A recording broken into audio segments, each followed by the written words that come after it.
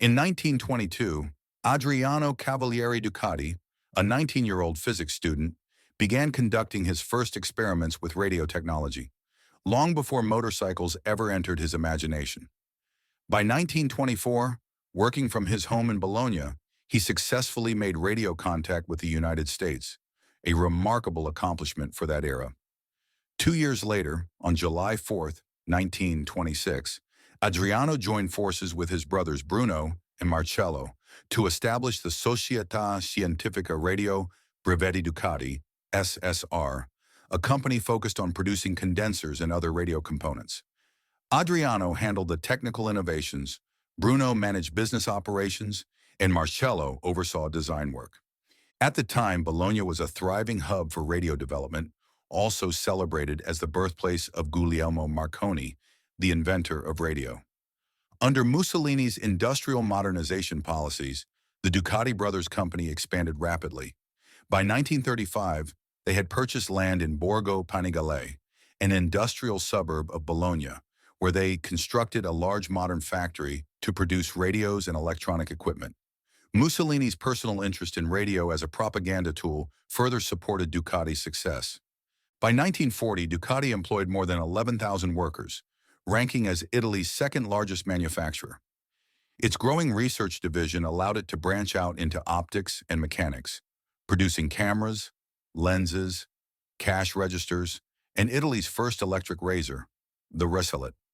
Since much of Italy remained untouched by the war in its early years, Ducati continued to thrive until the September 8th, 1943 armistice with the Allies changed everything. The next day, German forces took control of the Borgo Panigale plant, transferring much of its equipment to Germany.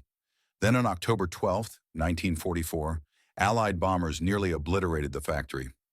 After World War II, the Ducati brothers briefly collaborated with Allied naval intelligence.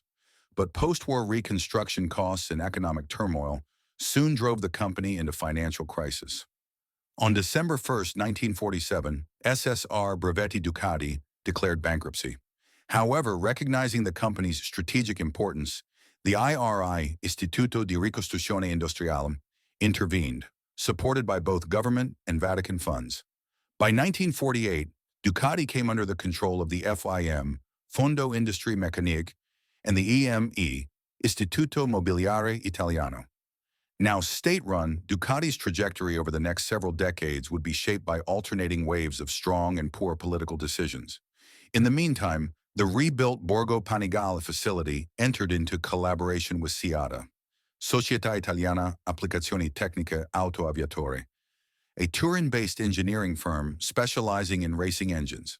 Together, they developed a small clip-on motor for bikes called the Cucciolo, or the Puppy.